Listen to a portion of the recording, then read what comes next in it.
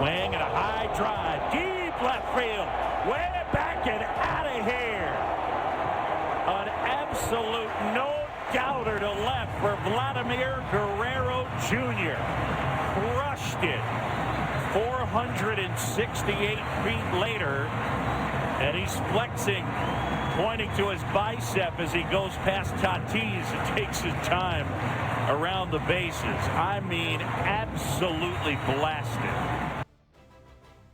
Yeah, Vladdy had himself quite a day, or quite a night at the All-Star game last night in Denver. American League winning 5-2. And Kevin Barker, if I'm the folks at Air Jordan, who just signed Vladdy to a marketing deal like 3 days ago, and I wake up this morning and I find the president of the Baseball Hall of Fame tweeting out a picture of Vladdy's helmet and those Nike Air Jordan batting gloves and saying that they're going to the Hall of Fame. I'm probably finding whoever finished that deal, they're probably getting a raise right now. Probably because it looks pretty good. That's if you want to announce that you're a Jordan athlete, well, that home run you just heard the call of, that's a pretty good way to do it. That's not a bad start for you, right?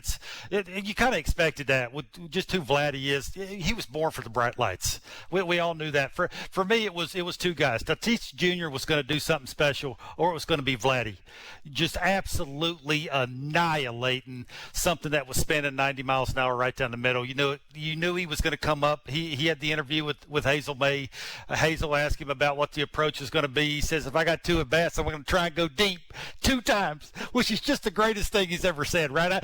I was jumping up and down going, that is just the greatest thing I've ever heard a 22-year-old say. And then he goes out and actually does it one time. It's look, he is something special. You know, a couple of times there they were showing him when he was taking batting practice. And I don't know if you noticed, but he was actually working on something. I could see him hitting a couple, like 3 or 4 balls down the right field line. And he would actually be trying to stay inside the baseball and, eliminate his lower half a little bit and try and use his hands. And I'm thinking, dude, you're 22 years old. You're standing around the best players on the planet. Go back Lake City.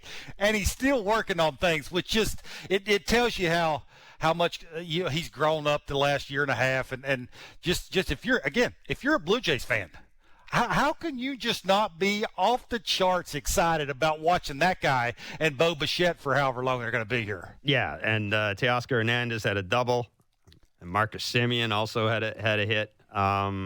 It was a pretty good All-Star game. And Vladdy's first at bat against Max Scherzer, where he hits the ball 111 miles an hour right up the middle. Almost took a Hall of Famer's coconut right off. And I love Scherzer said later, I was just happy that I got one blue eye and one brown eye, that I still have one blue eye and one brown eye. I would love to know what Scherzer was thinking when Vladdy hugged him. Do you think he was thinking something nice, or was he like, get off me, get away from me kind of thing? Yeah, I'm not. There are a lot of guys that I might consider walking up to and hugging in a game. I'm not entirely certain. Max Scherzer, the next thing Max Scherzer's thinking, what are you going to search me for sticky substances here? Or the hell's going on? It was perfect. All kidding. Vladdy won the MVP award, and it was an enjoyable game. There were a couple of quirks. Kevin Cash, the American League manager, will not be very popular on the south side of Chicago. Tim Anderson left in the on-deck circle. Joey Wendell got what? 3 at-bats? I'm sure folks going to Coors Field said, God, man, I can't wait to see me some Joey Wendell. And the best thing about Kevin Cash, of course, and vintage Rays is he sticks a guy in left field who's never played left field before. Yeah, why not? And a guy makes a catch because he's freaking Kevin Cash. How about that? Yeah. Hey, what did you think of the uniforms? You know what? I got to tell you something. I saw them online, and I thought, these are awful. I have a friend who was at the game who said, he texts me, and he says, you know what? You're not going to believe me, but in person, they're actually not bad. And apparently they sold a ton of them. I didn't mind them.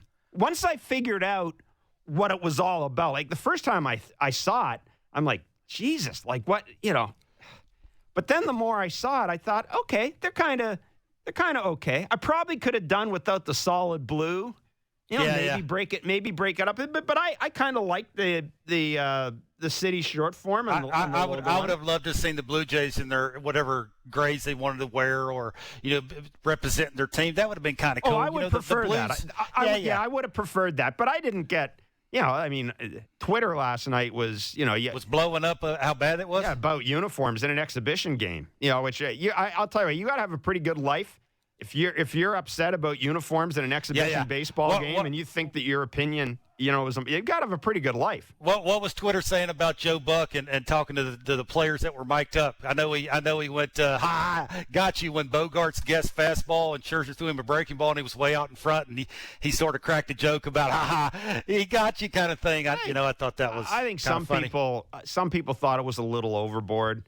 Again, I flipped back and forth because Cliffy was doing. I love Cliff and Scott Brown. I thought were terrific, so I watched them more than I did the Fox feed, to be honest. Scott Braun. Scott, what did I say? Brown.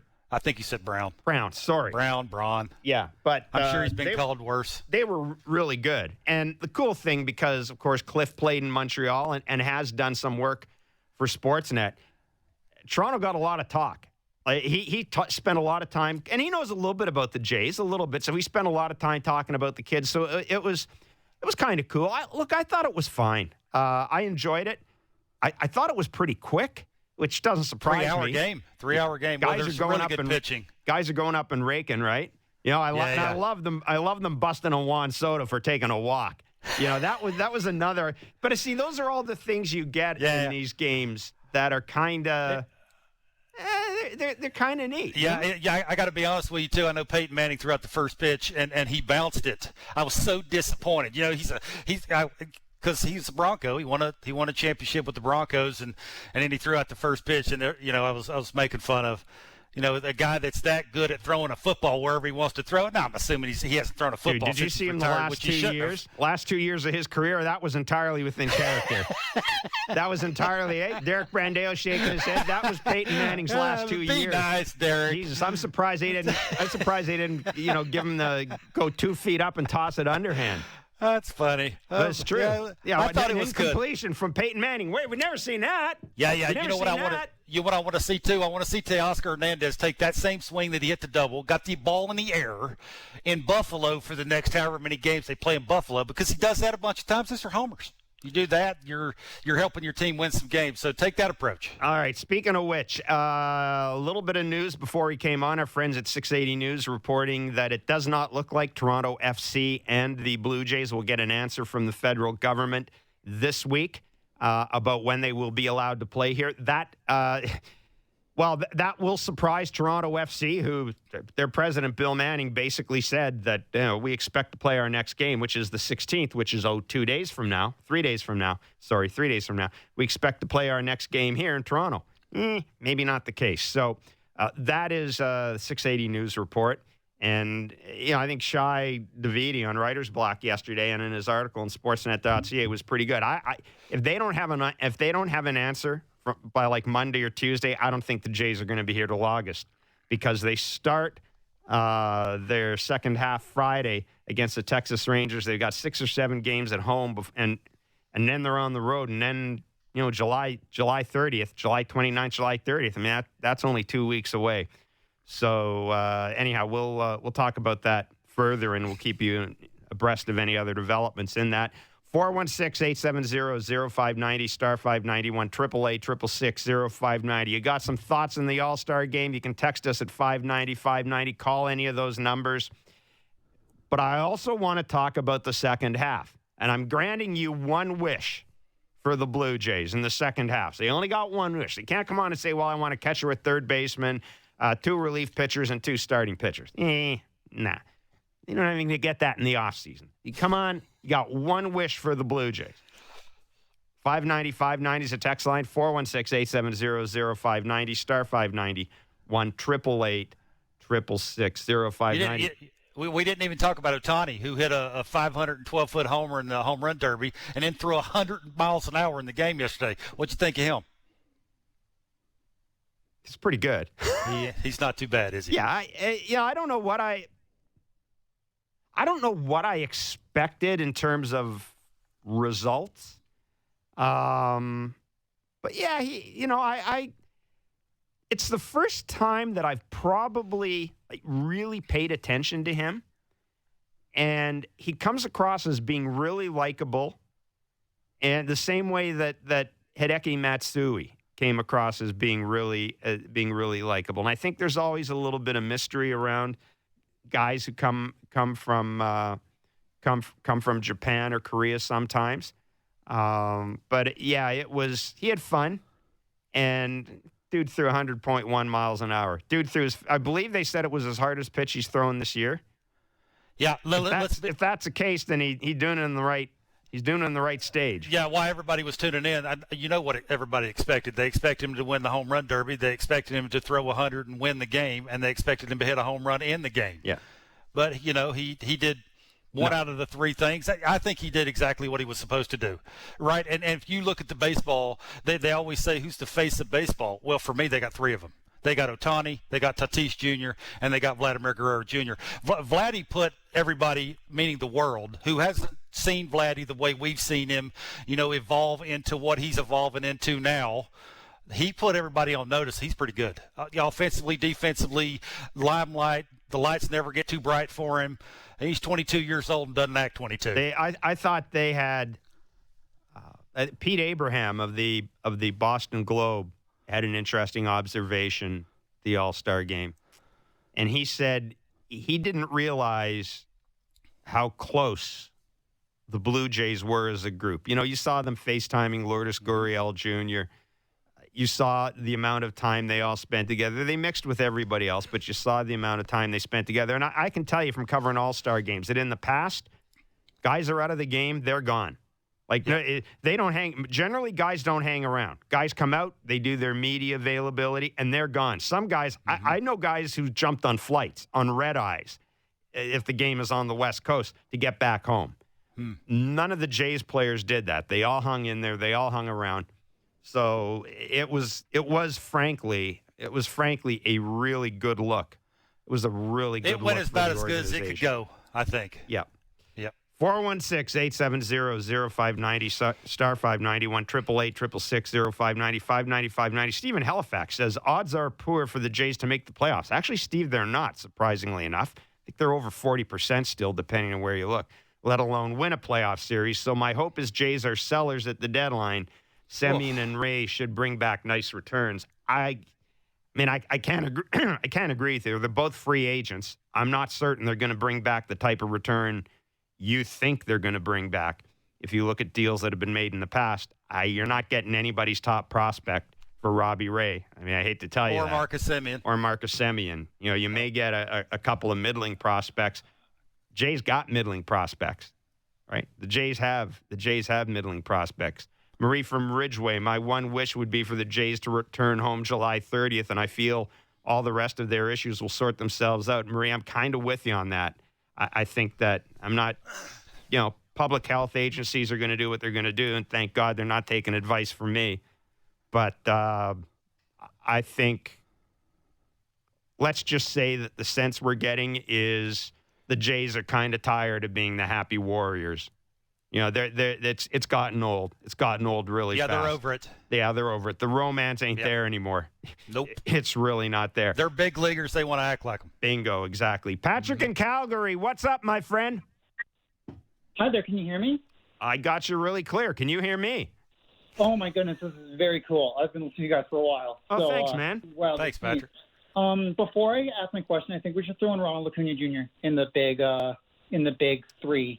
Like you said, Tatis, Guerrero, and Ohtani. I think we should throw in Acuna. I know he's towards ACL. Anyway, that's not what I was going to say. I think my wish is that all five starting pitchers need 7 innings with 2 or fewer earned runs. I know the ace and the number one starter is a really good talking point, but we really need all 5 starters to act like aces.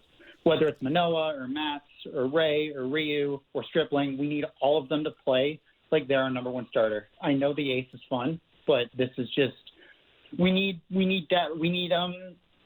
length in our starting pitching. So that's my one wish. Yeah, thanks, Patrick, for the call. I'll tell you this. You know what? There's 2 ways to look at this, and I kind of agree with you. One is you go out and you add that ace pitcher, right? or two, you kind of do what they did last year at the deadline and add Taijuan Walker and Robbie Ray. Now, I'm not saying you're necessarily going to add two arms, but there are two ways to go about doing it. And I think one thing we need to know, and I don't know, maybe Ross will get asked this, or maybe Charlie will get asked this after the All-Star break. We kind of need to know what the plan is for Alek Manoah.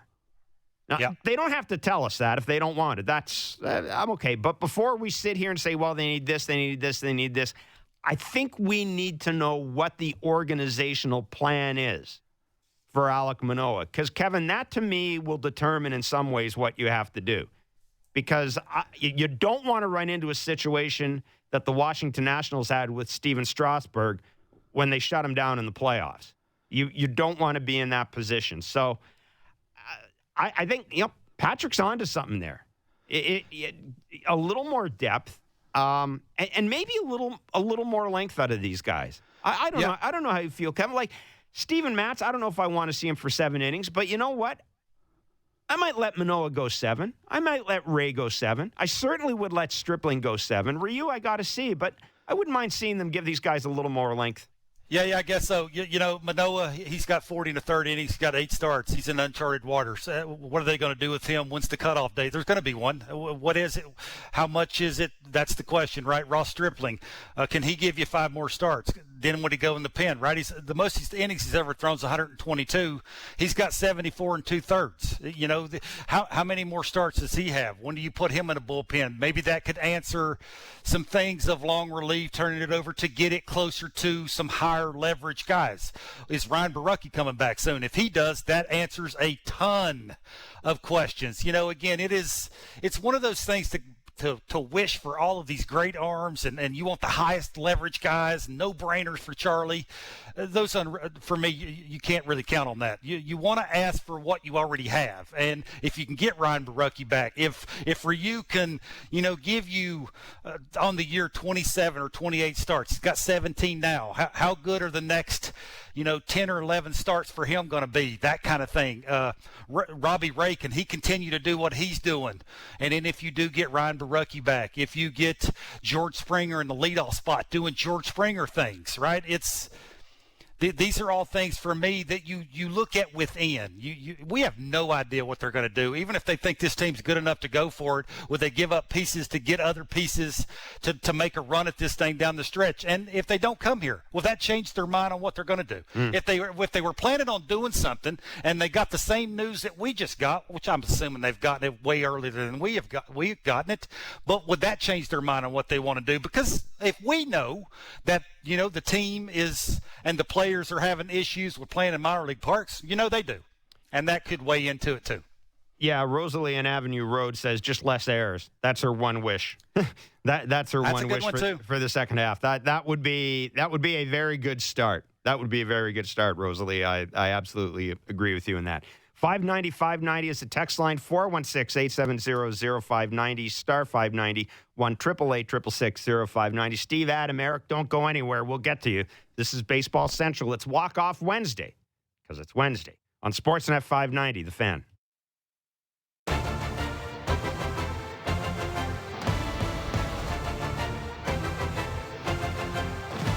Jays get back in the field Friday against the Texas Rangers at Salem Field in Buffalo, as they will begin we call it the second half, but actually the second half's already begun.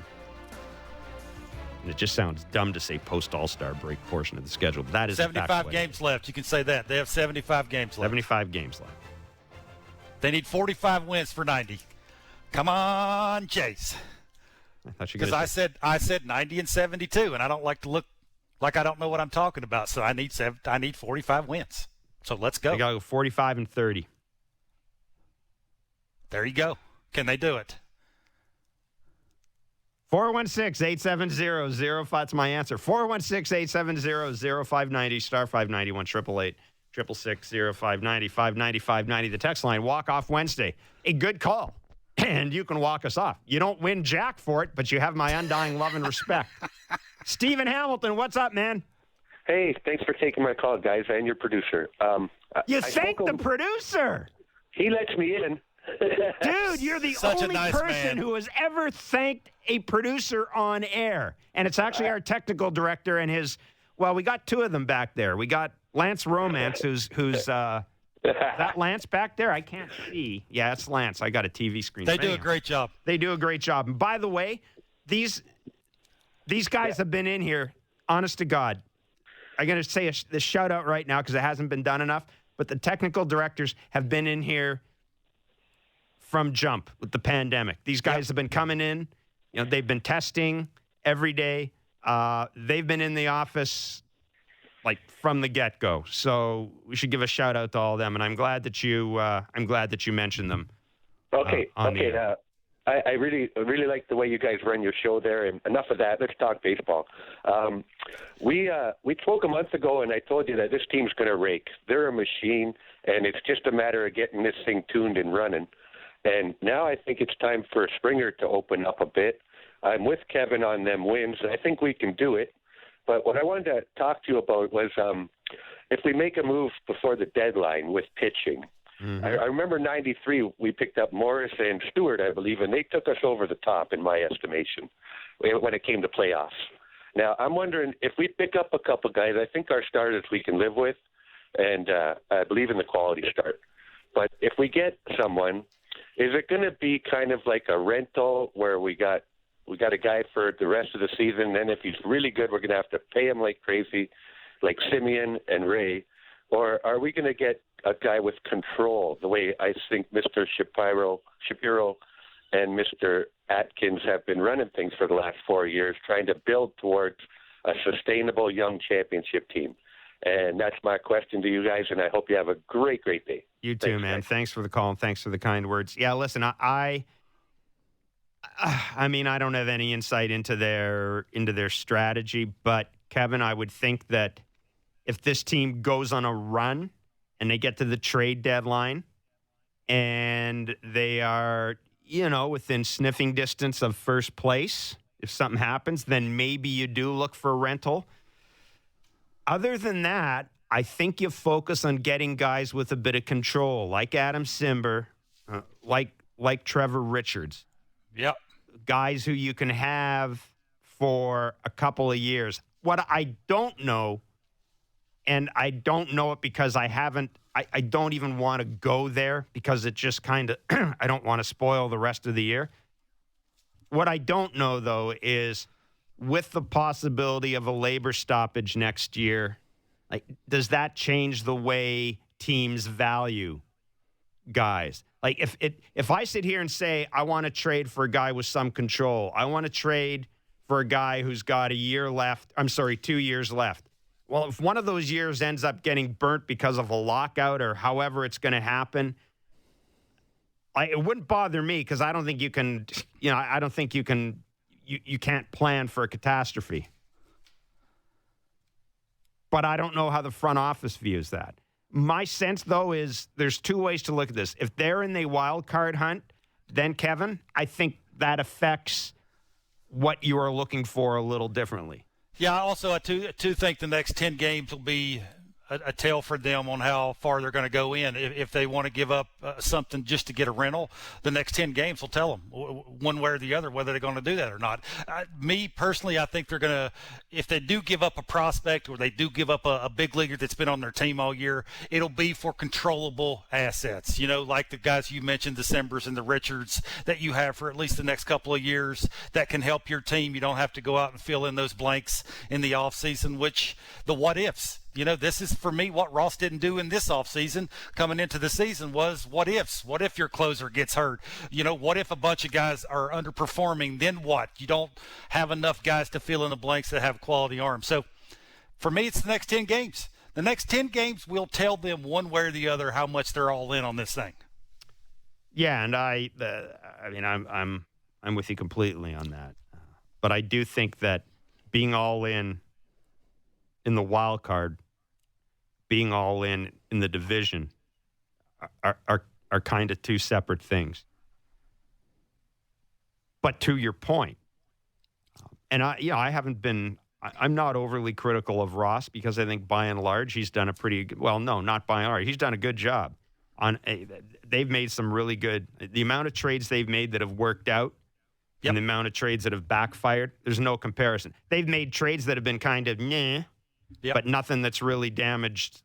Nothing that's really damaged the franchise, at least that I can see. So, but I would like to have seen, and I don't think I'm guilty of hindsight here, I would like to have seen Simber and Richards or something like that done a little earlier. I think it was a shame that they wasted a couple of weeks of pretty good offense. Yeah, what if they don't have good starting if they don't have 19 losses out of the bullpen? What if they split that in half? Where are they at in the division now? Sure, not even half. Be having a whole different talk. Let's give them 11 losses out of the bullpen. Same thing. Well, where they're not 8 back. Yeah, exactly. Let's put it to you that way. Exactly. Adam in Brantford, you're on Baseball Central. What's up, Adam? Huge fan, guys. Big Blue Jay fan. Love the baseball talk. Everything that's been said, I just want to say, we can add bullpen, we can look at the bats, but, if they're not playing in Toronto, can you imagine the energy that all these guys can feed off from the hometown fans? With the energy from the fans, it might take them just to the next level without even adding anybody. Just coming home and having a place to call home with home fans is so huge. Everywhere they go, the other team has fans, and they have fans in Buffalo for sure, but can you imagine the energy in the city if they get to the playoffs? I miss it. Adam, thanks. Thanks for the call. I think you've summed up the feeling of a lot of Jays fans. I know a lot of folks are weighing in on social media with the news today that the Feds may not or won't likely have an answer for TFC or the Blue Jays by Friday. All we can tell you is anecdotally from people who are down there, from people who are around the team, from, in my case, at least one agent, players are tired of it. Yeah. They just are. It's not, here's the thing. They understand it. They understand it. And the agent I spoke to said, look, the Jays have been really communicative with the players and their families and the Players Association. He said, there's nothing they could have done differently. But his point was, it's like his players telling him it's just getting old.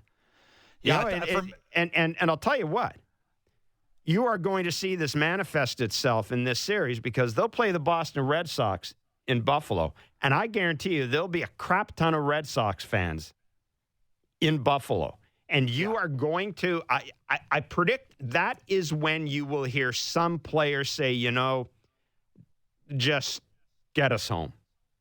That's when I think you're going to hear that, because I know that the Jays kind of accept the fact that there's going to be a lot of Yankees fans in Buffalo. The Yankees have been around forever, and then Buffalo's kind of Yankees territory.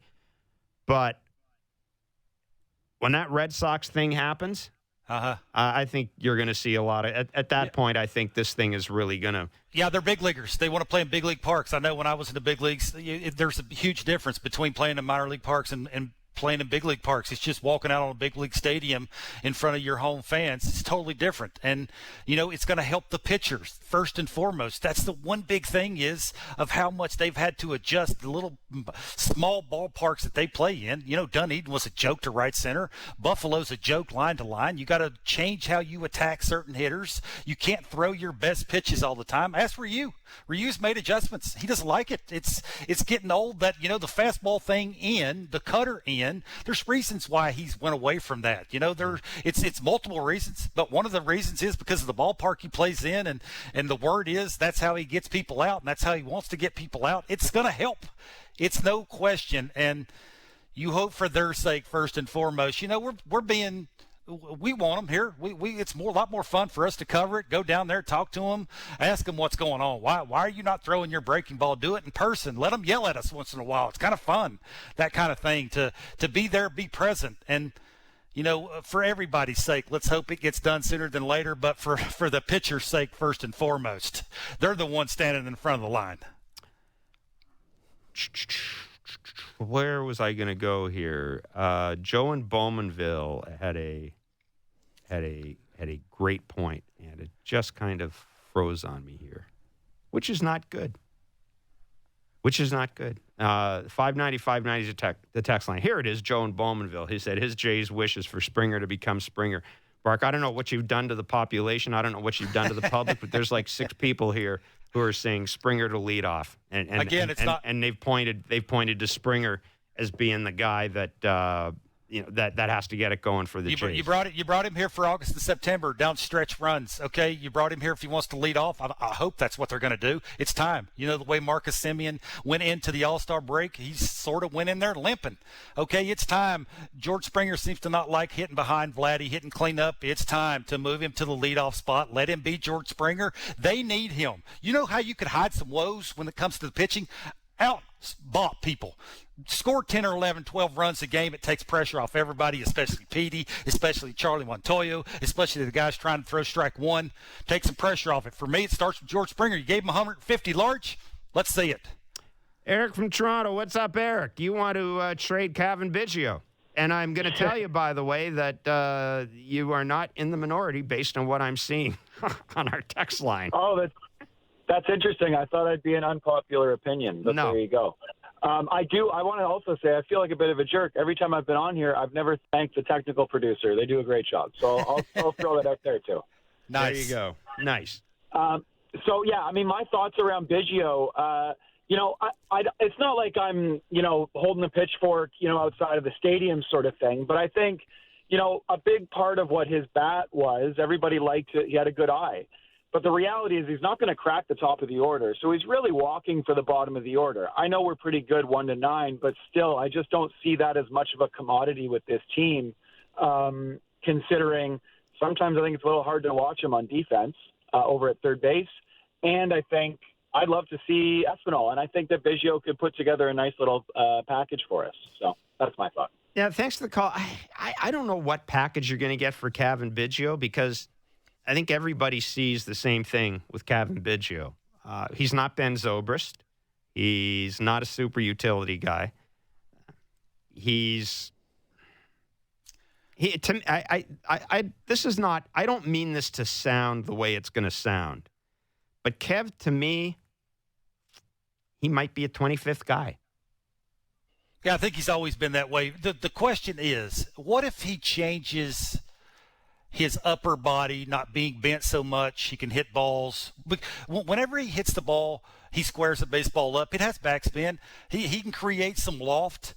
He can, stay in the big part of the field. When he does that, he's productive. But what if he goes into the offseason and can just be a little bit straighter up and down as an offensive player and start getting off his backside a little bit better, commanding the top part of the strike zone? What if? That's the one question is what if? And the other side of that is what if he does that? Does he have a position he can play and play it every day? And is he a 1 through 6 in your order kind of guy when push comes to shove? The answer to those is probably no. Now, if the Marlins come a-calling and said, we'll give you one of those starting pitchers for Lourdes and you have to throw in Cavan Biggio, guess where Cavan Biggio would be going? To the Marlins. Yeah, Cavan Biggio to me is might be a bit of a make weight. And what I mean by that is when you're talking to deal with the team, it may be one of those things where, we'll give you this guy instead of this prospect. We'll give you these 2 guys or maybe these 2 guys and this prospect. And I can see that happening. I won't, frankly, I wouldn't be surprised either if Cavan Biggio is still here and, is still being used the way he's being used right now. But look, the whole lefty-righty thing doesn't matter, I don't think, on this team anymore because everybody rakes. All the right-handed dudes, for the most part, rake with the exception of the catcher. So if we've already agreed on that, then to me it comes down to who gives me the best defense, who gives me the best defense late in the game. And I'll just ask Jays fans this.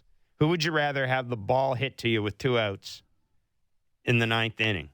Who would you rather have the ball hit to, Cavan Biggio or Santiago Espinal? To me, it's a no-brainer. Okay, and as long as I can say that to me devalues Cavan Biggio. Okay, if when Ryu's Ryu and he's making 10 starts, who do you want playing third? Santiago Espinal. There you go. That's the question, right? It's his defense plays a little bit better than Kevin's offense plays, where he has to play more times than Santiago Espinal does at third base. It's for me, because of who's pitching with all the lefties they have, for me it's a no-brainer. Defense is more important right now at the bottom of their order because of who they have at the top of their order. Yeah, no, I'm with you on that. 416-870-0590, star 591, 888-666-0590. 590 is a text line. It is Walk-Off Wednesday. This is Baseball Central on Sportsnet 590, The Fan.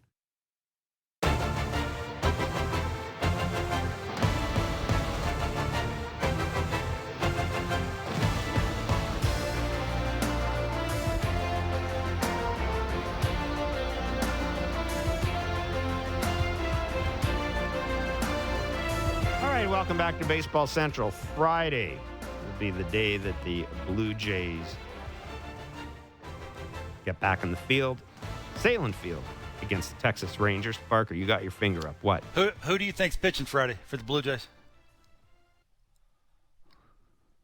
That's a good question, huh? Robbie Ray. You think so? Well, hang on here. Monday, Tuesday, Wednesday, Thursday, Friday. I don't know if well, that's a good question. That's a good question. I thought I read someplace that Ray maybe. I mean, who knows? Yeah.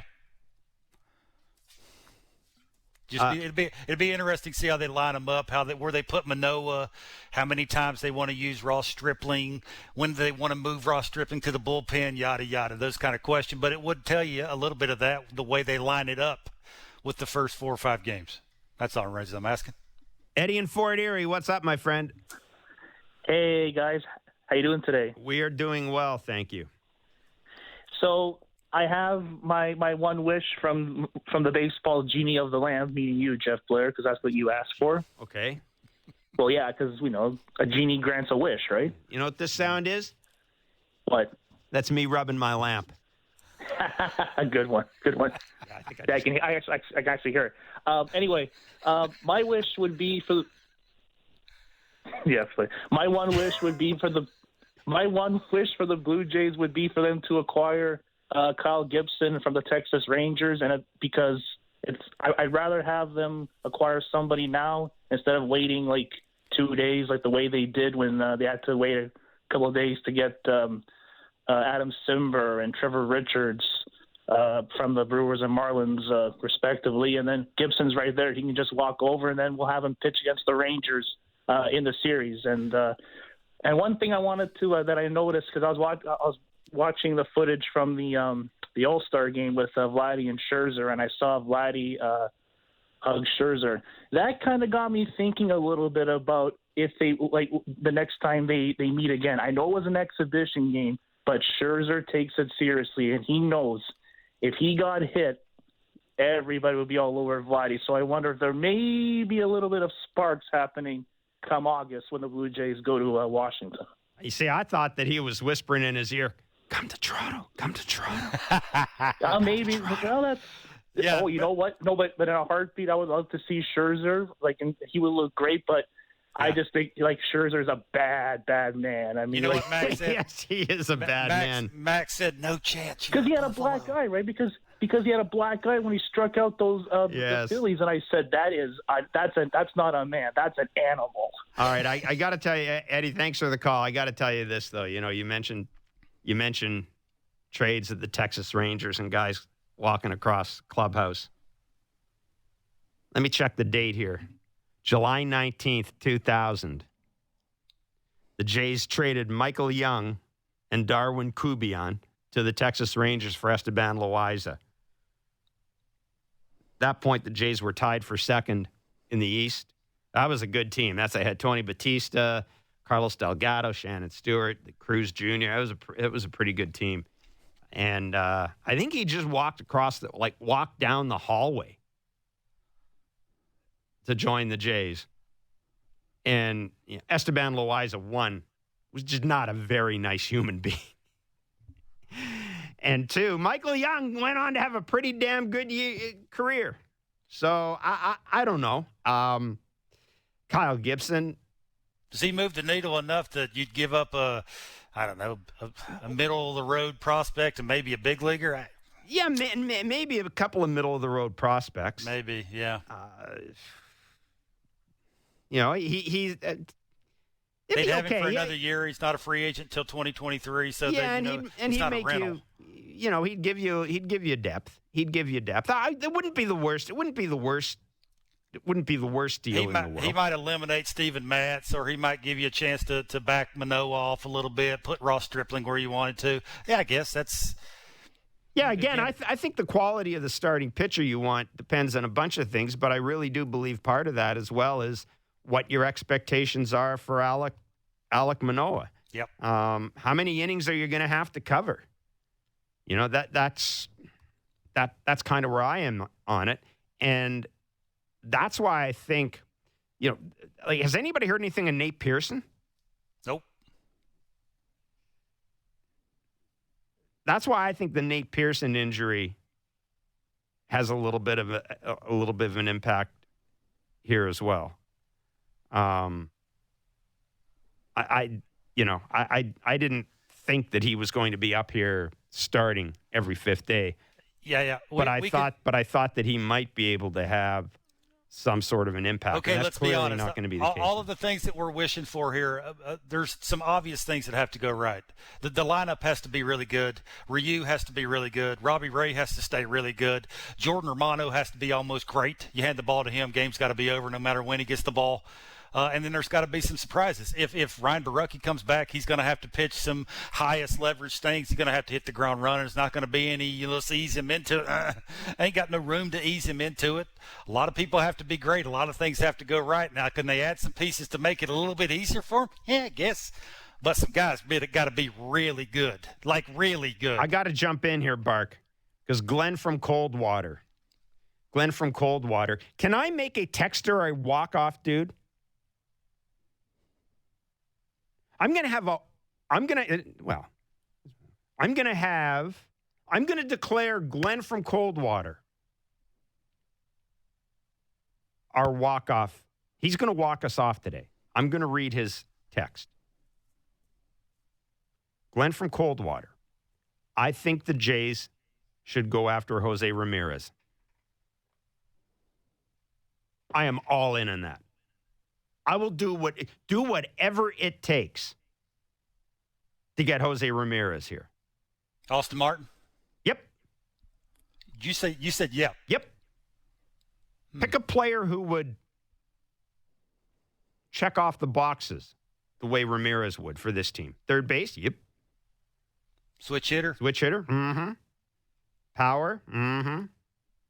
Hit in the middle of the order? Knows the front office. Good. Really well. And I'm just looking at his contract. I think his contract is I think he's got a sweet-ass contract, if I'm not mistaken. Let me just take a look here. I would find it hard to believe that they haven't went down this road already. I'm like you. I think at some point somebody would have, you would think, given this front office and given what they know about Cleveland, given the fact that they worked in Cleveland, there would probably at some point have been a discussion. But, Glenn of Coldwater, that's – and now, boy, I mean. But it would start with Austin Martin. Yeah. Yeah. I would do that. And you probably have to throw Nate Pearson in there. Nate Pearson, too, you'd throw in there? I take Nate, yeah. I'm looking at Jose Ramirez is 28. Like, no problem. 28. He's not a free agent until 2024. Do it now. Well, now. That only means it'll cost you more. So you keep going down the list of prospects that you have, plus a big leaguer. So probably two of your prospects that you probably didn't want to give up, plus a big leaguer. I don't know the names of those, but they're big names. Bark. And probably Lourdes. He makes $12 million next year. He makes $14 million the year after. You bring him in here and have him with Vladdy and Bichette. Yeah, still doesn't hide the fact that they don't have a bullpen. Yeah, whatever. I will tell you what. I'll tell you this. If you can trade for Jose Ramirez, I don't care if you contend this year. No, you don't. No, if I have in the seats, is that what you're saying? If I have to make myself worse this year to get Jose Ramirez in here, Done. Well, it ain't going to make you worse. It'll make your farm system worse. Yeah. It ain't going to make you worse. Well, I might consider moving. I might consider moving Grichuk. Part of it. Yeah, you throw Grichuk in there. I mean, I might consider moving. Now, here's the thing. Let's just get it kind of. Well, it wouldn't make any sense for Cleveland because Cleveland's going to want prospects. But I don't know, man. They would want Loris or Randall plus 2 of your big time prospects. I'm getting chills. Where would you hit him in this line? Think of that bat. He would solve every issue you have. Every issue. Second. I'd hit him second and move Bo to fifth. Yeah. Switch hitter hitting second. I'm there with you in that. So we're going to have a texter walk us off just because it got me all excited. Glenn in Coldwater, you walked us off, my friend, with your text on Jose Ramirez. Oh, very, very good. Barker will do this again. Now I'm excited. Boy, it doesn't take much. It doesn't take. I'm just picturing Jose Ramirez. He gets it down and gets it singing. He does, don't it? He gets from it singing from both sides of the plate. He can sing alto and soprano from both sides. You know what that is, right? Alto and soprano? You got it. Anyhow, I know. You paid attention to music class. That's it for Baseball Central. We'll be back tomorrow. Writer's Block is next. Just think about that, Barker. Jose Ramirez. Backleg City everywhere.